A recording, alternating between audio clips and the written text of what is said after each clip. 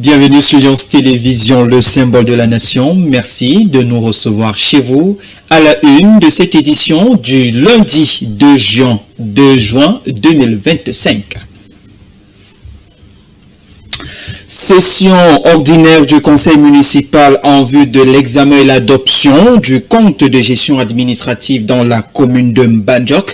Nous sommes là dans la région du centre Cameroun, plus précisément dans le département de la Haute-Sanaga. Le maire et les conseillers se sont donc réunis à l'hôtel de ville pour examiner et adopter le compte de gestion administratif pour l'exercice 2024. Au sorti donc des délibérations, il est donc acté que ce compte permettra à la mairie de promouvoir et de valoriser les besoins dont sont sollicités les populations et les habitants de Mbandjok. Vous aurez des détails dans quelques instants. Et puis cet arrêté et cette instruction du ministère du transport au Cameroun dans le transport urbain, désormais les badges professionnels pour tous les conducteurs de taxi, désormais obligatoire, le port de ces badges désormais obligatoire sur toute l'étendue du territoire national. Tout détenteur de taxi, toute personne faisant cette activité tel que le taxi comme transport urbain au Cameroun, serait donc demandé dans les prochains jours le port du badge professionnel en vue d'assainir le milieu du transport urbain. Les éléments de réponse vous seront également apportés par notre reporter Mimi Rose Bidon. Et puis vers la fin de cette édition, on reviendra et on parlera de fond en comble en page internationale de ce mémorandum de paix qui permettra aux deux délégations russo-ukrainiennes qui vont se retrouver du côté d'Istanbul. Nous sommes en Turquie afin d'établir ce mémorandum de paix qui permettra de remettre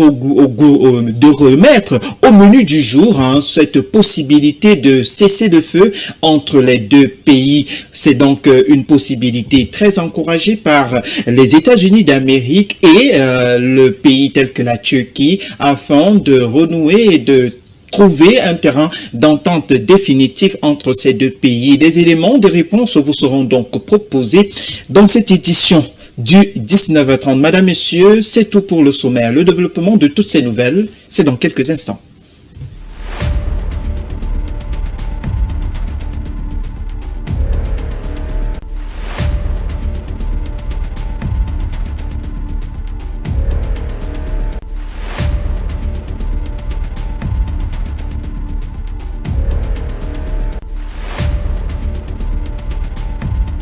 La commune de Mbandjok a tenu la session ordinaire en vue de l'examen et l'adoption du compte de gestion administrative de la dite commune. Justement, les conseillers municipaux se sont donc retrouvés autour du maire afin de trouver au terme des délibérations et de voter par acclamation ce budget qui permettra à la commune de Mbandjok, pas ce budget, mais éventuellement d'adouber ce compte administratif afin d'encourager le maire dans son initiative de développement.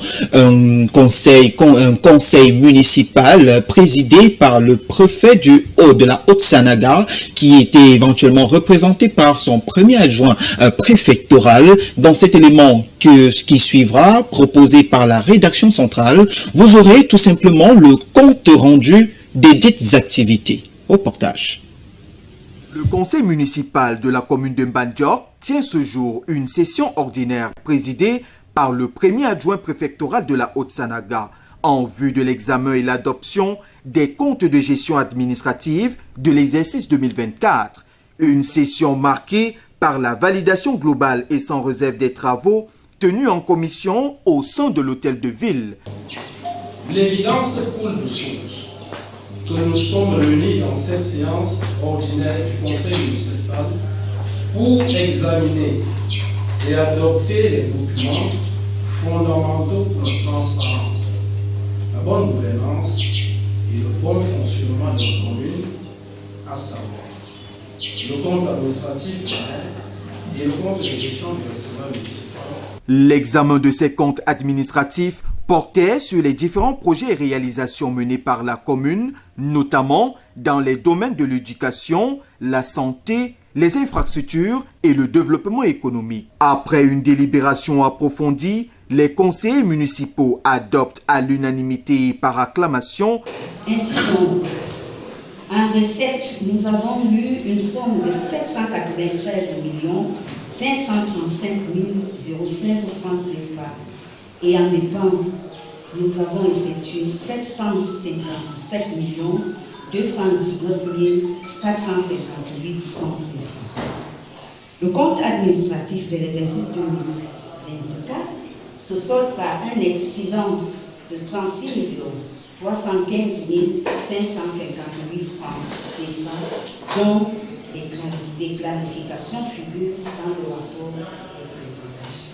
Au-delà de la participation active des conseillers à cette session, le maire de la commune de Mbandjok, par ailleurs présidente du conseil municipal, réaffirme son engagement à poursuivre les efforts de développement et l'amélioration des conditions de vie des populations. Nous avons veillé à renouveler tous nos engagements envers nos populations, le personnel communal, les partenaires techniques, financiers et bien sûr envers l'État. Nous nous sommes appesantis sur la facilitation de l'accès à l'éducation de base de qualité et l'élimination de l'alphabétisation à travers la construction d'un bloc administratif au centre d'alphabétisation fonctionnelle de 2. Nous avons continué avec le développement du tissu économique et la promotion du développement durable à travers la construction d'une gare routière moderne, la poursuite des travaux de réhabilitation de l'hôtel municipal, l'intensification de la lutte contre l'insalubrité et le désordre urbain et la mise en œuvre optimale de l'opération Ville propre. Ce qui nous aura permis de nous hisser au premier rang des villes les plus propres du département de la Haute-Sanaga pour la seconde fois et 5e au niveau de la région du centre. La commune de Mbandjok fait des merveilles en termes de réalisation pour améliorer les conditions de vie des populations de Mbandjok, que ce soit dans la production d'eau potable, que ce soit dans la construction des infrastructures scolaires, que ce soit dans le domaine de la santé. Située dans le département de la Haute-Sanaga, la commune de Mbandjok continue de renforcer sa gestion transparente et responsable des affaires publiques en mettant en œuvre des stratégies efficaces pour le développement local. Le conseil Direction à présent le département du Mbam-Ekim. Restons dans l'arrondissement de Mbangassina. Plus précisément, la session RDPC de Mbangassina a accueilli le 30 mai dernier la dernière étape de la tournée du compte rendu parlementaire menée par l'honorable Moustapha Saya et éventuellement la sénatrice Nicole Okala. Une rencontre politique autour de laquelle étaient axés plusieurs enseignements sur le plan de l'entrepreneuriat qui étaient vivement encouragés par les deux élus et éventuellement marqués par des messages forts et des échanges nourris autour du développement local. Notre reporter Pierre Ngati vous fait le point dans cet élément. C'est dans la salle de l'hôtel municipal de Mbangassina que s'est tenue la cérémonie de clôture de la tournée parlementaire dans le Mbam-Ekim. En présence du sous-préfet Jean-Foster Bengondo, le maire et président de la session RDPC locale, Bernard Mbouini, a lancé un appel solennel au président Paul Biya à se porter candidat à la présidentielle d'octobre 2025.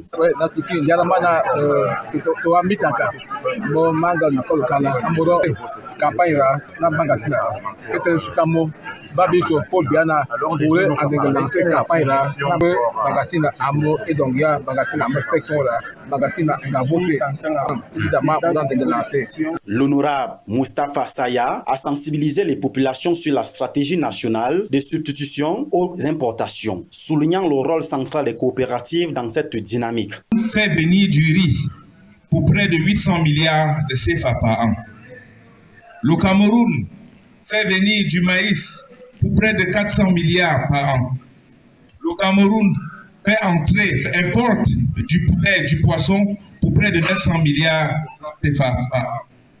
Alors, le chef de l'État veut arrêter ça et encourager les entrepreneurs locaux à produire localement. C'est ainsi qu'on a mis plusieurs incitations, parmi lesquelles tout ce qui est matériel agricole, matériel de pêche, matériel d'élevage est exonéré de TVA. De son côté, la sénatrice Nicole Okala a axé son intervention sur la réforme de la fiscalité locale et les nouvelles dispositions relatives au mariage coutumier et à l'enregistrement des naissances.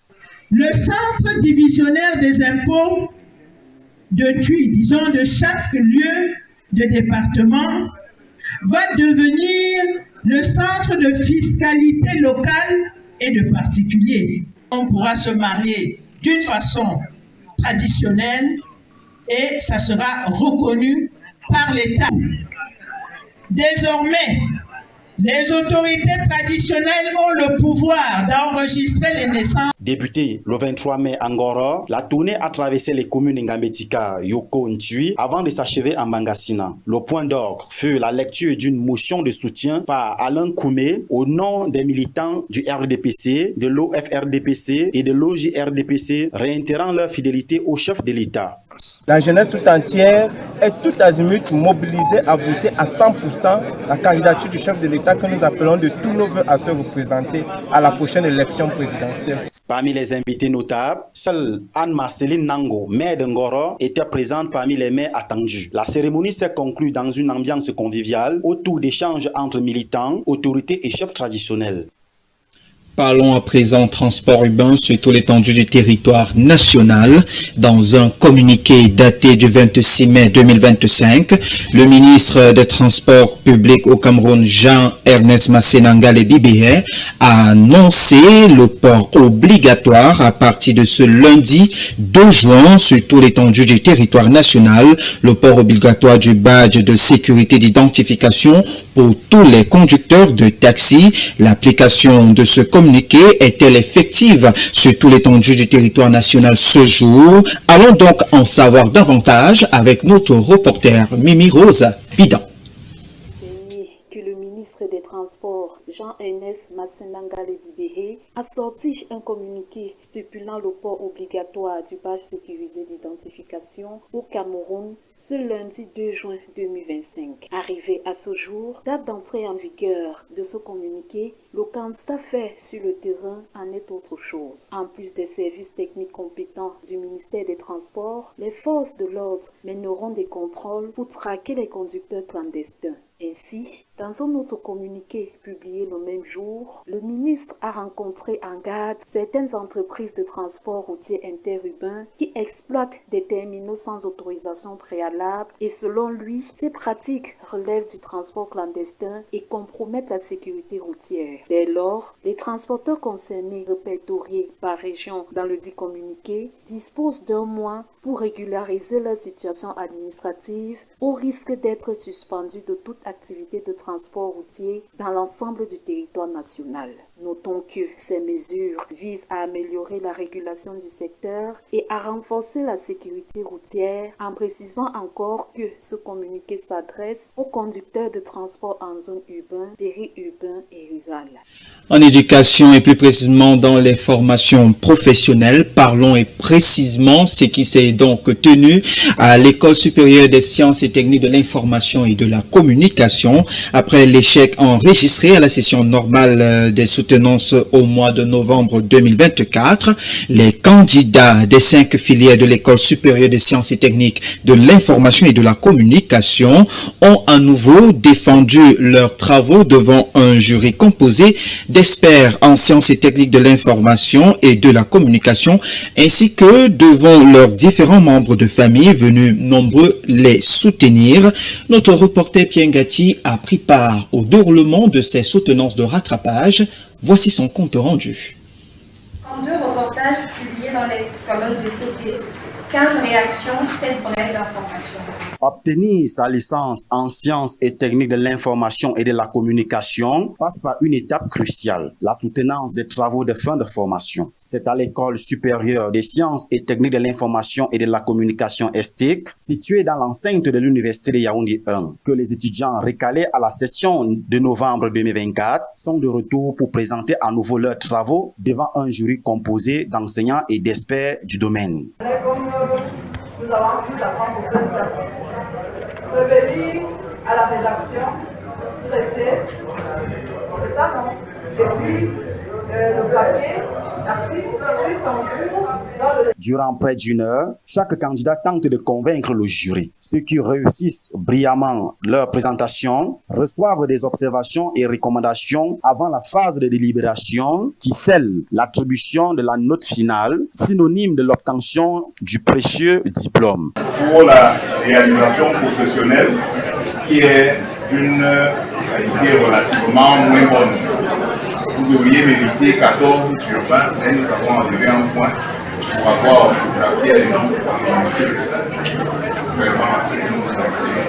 Donc vous avez 15 sur 20 et 13 sur 20. Comme les deux font 14, vous avez l'exceptionnel privilège de pouvoir serrer la main des membres. Malgré la pression et le stress, les étudiants n'ont pas caché leur satisfaction. Fiers de leur parcours, ils célèbrent aujourd'hui l'aboutissement de plusieurs années d'efforts, dont l'obtention de leur licence. Le stress était vraiment grand.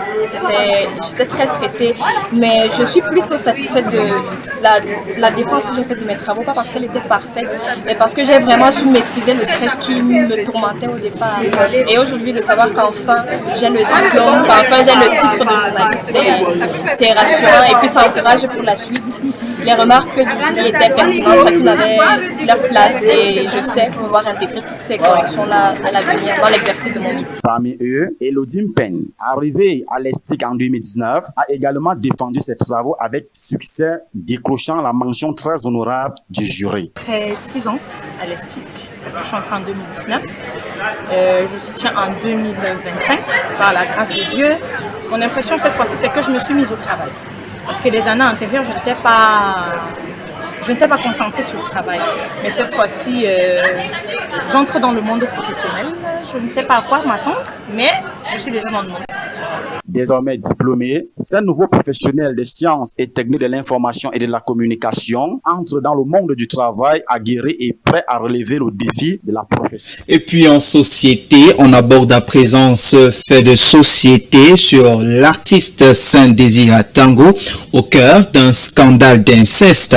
L'ancien chanteur de Bikutsi, Saint-Désir Atango, est depuis quelque temps la risée des réseaux sociaux et éventuellement depuis quelque temps au Cameroun au cœur d'un scandale d'inceste impliquant entre autres un acte incestueux entre ses propres filles, une situation qui a donc été jugée indigne par la plupart des Camerounais. Et puis tout d'abord sur tout le plan, ou du moins sur le bord, tout le monde reste d'accord sur le fait que cet acte devrait en principe être sanctionné par la justice, mais il n'en est rien. Voici tout simplement le compte rendu de ce fait de société, une signature que porte tout simplement notre reporter Mimiros Bida.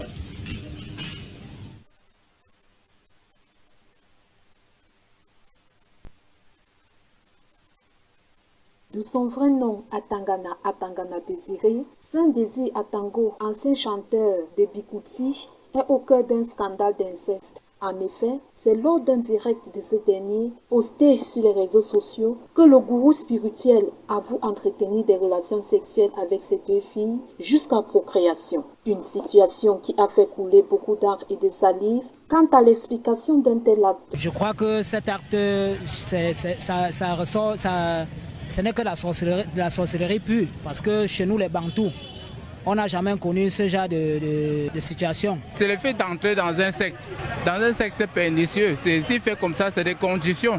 Ce n'est que ça qui peut permettre à un homme de faire un tel acte. Certains hommes font comme ça quand ils vivent dans des mondes mystiques.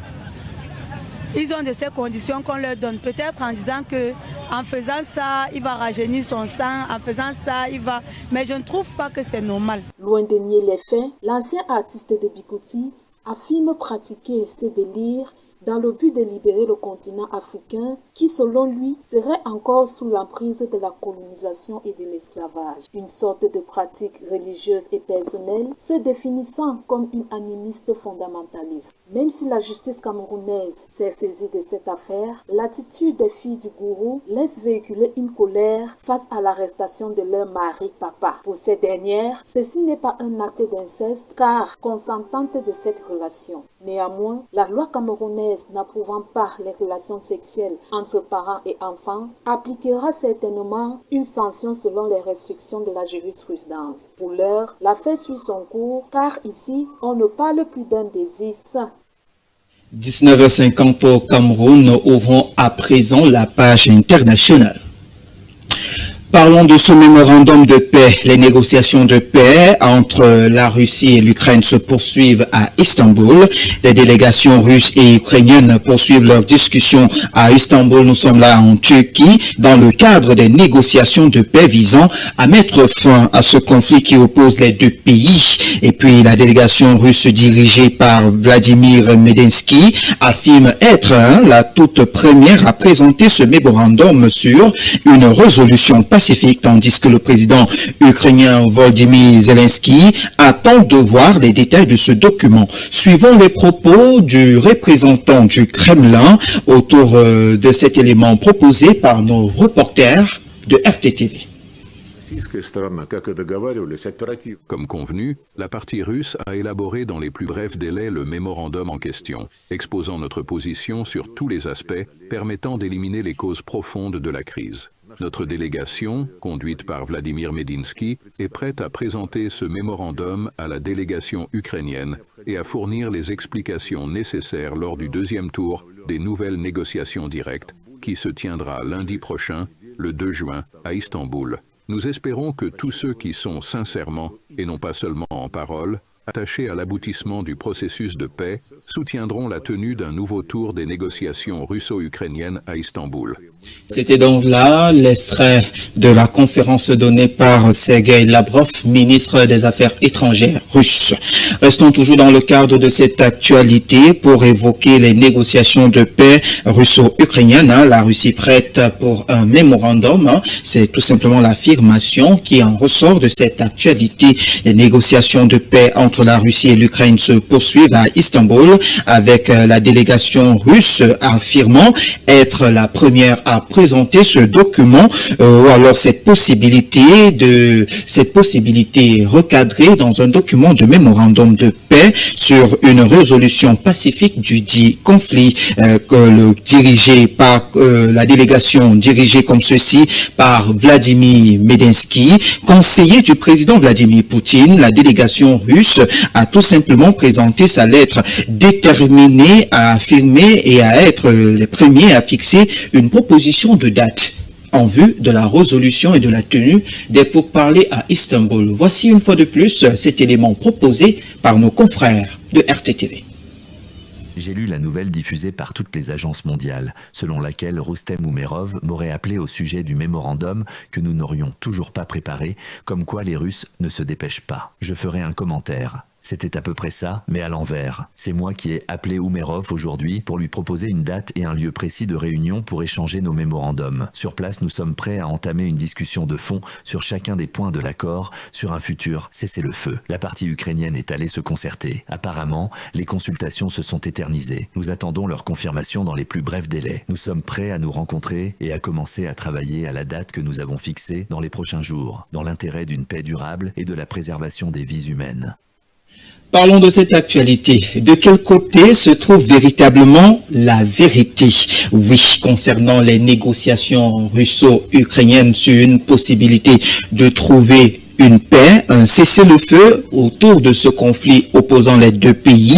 La délégation ukrainienne, dans un message du ministre de la Défense, Rustem Umerov, a donc tenu ou a précisé dans un message relayé par nos confrères de RTTV être les premiers à envisager ce mémorandum de paix entre les deux sorties. De quel côté se trouve la vérité? Enfin, nos reporters nous proposent une fois de plus dans cet élément signé de RTTV un élément de réponse proposé par la délégation ukrainienne.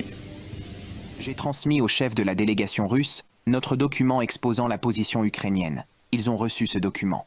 Nous confirmons que l'Ukraine est prête à un cessez-le-feu complet et inconditionnel, ainsi qu'à un travail diplomatique ultérieur.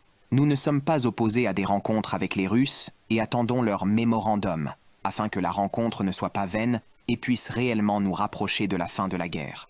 La partie russe dispose encore d'au moins 4 jours avant son départ afin de nous transmettre son document. Et enfin, pour concilier les deux parties, les États-Unis d'Amérique entrent éventuellement dans la danse et encouragent l'initiative de paix.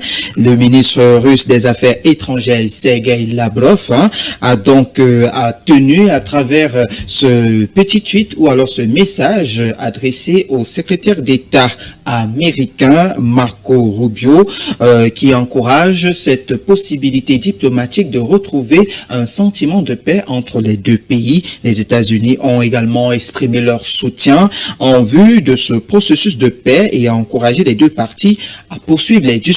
Une fois de plus, écoutons le ministre des Affaires étrangères au sujet de cette possibilité de mémorandum de paix dans cet élément signé RTTV.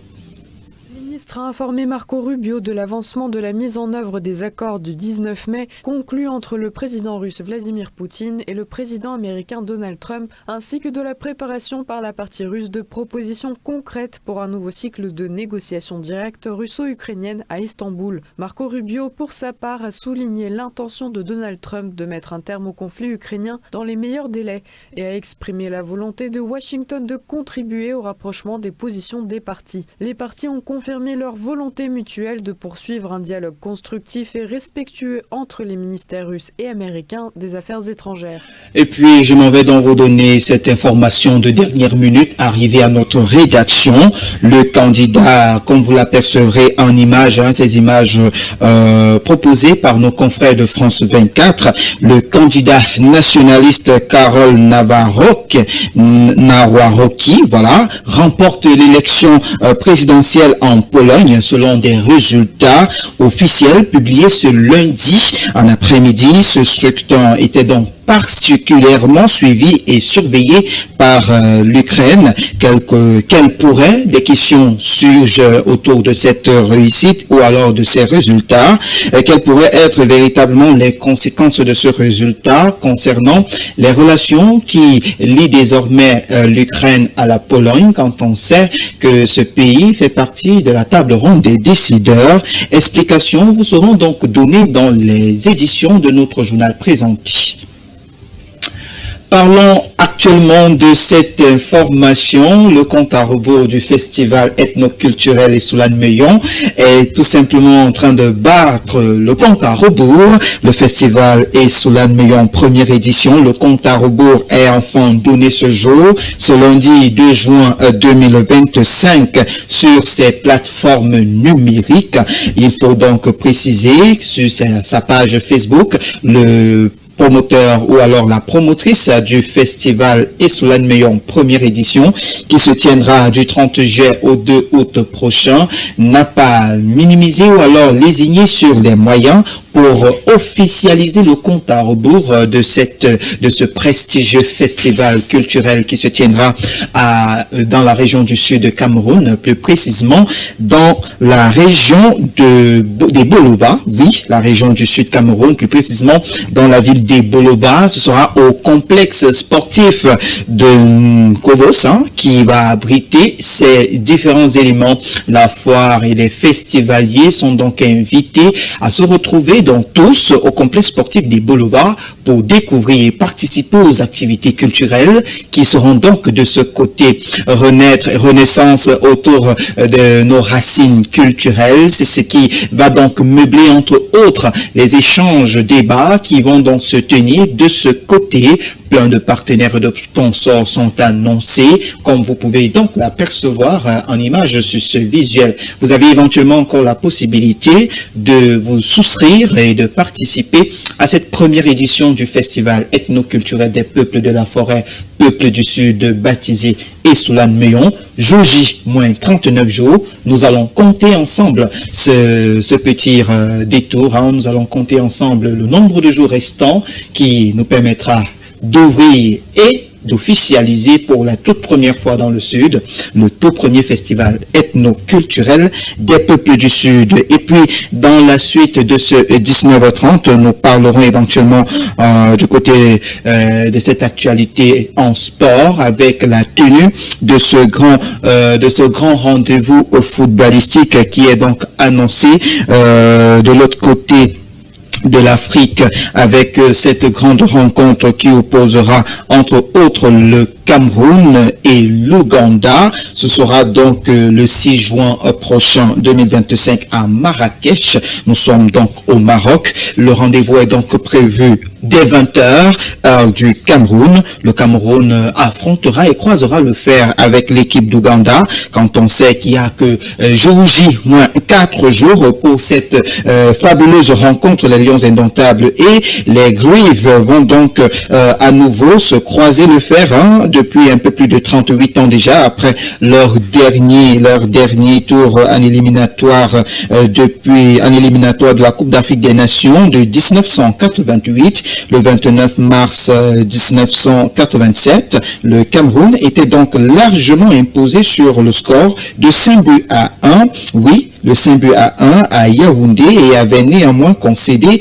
une défaite sans conséquence, un but contre 3. C'était donc du côté de Kampala le 12 avril 1987 autour d'un match retour. La grande affiche est donc connue. Vivement, les Lions indomptables attendront une fois de plus le soutien du 11e ou du moins du 12e joueur au stade. Et puis, les résultats de la 26e journée du championnat MTN Elite One sont bel et bien connus sur ce tableau que vous pouvez donc apercevoir en image. On a les résultats partiels qui permettent ainsi de voir Bambutos qui est plafonné ou à la première place. Bambutos occupe désormais la première place face à Victoria United de Limbe et puis suivi de Coton Sport de Garoua qui s'est imposé malgré ce score de parité, un but partout face à Gazelle de Garoua également. Et puis la suite avec Fort Azur qui se sépare sur un score de parité 0 but partout face à PWD de Baminda et puis Colombo Sportive du Jai Lobo se sépare sur ce score de parité un but partout face à AS Fortuna Donfou. La suite des résultats vous sera communiquée dans les prochains jours, toujours sur cette édition du journal présenté pour le classement provisoire. On affiche en première position Colombo Junjai Lobo qui cumule un peu plus de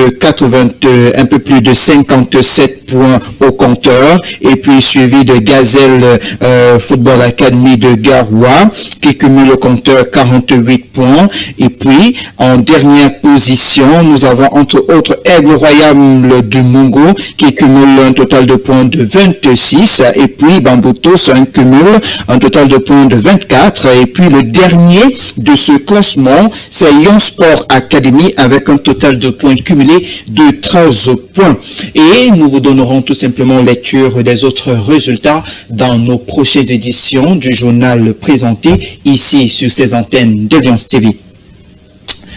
Et c'est la fin du 19h30 sur les antennes de Lions Télévision. Journal présenté et préparé avec l'ensemble de toutes les équipes techniques et rédactionnelles.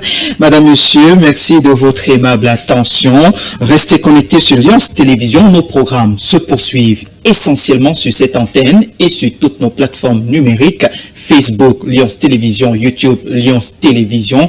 Connectez-vous massivement pour suivre en streaming cette édition du journal présenté sur ce plateau de Lions Télévision. Une fois de plus, merci de votre aimable attention. Restez accompagnés des programmes de Lions Télévision. Bien bonsoir à tous.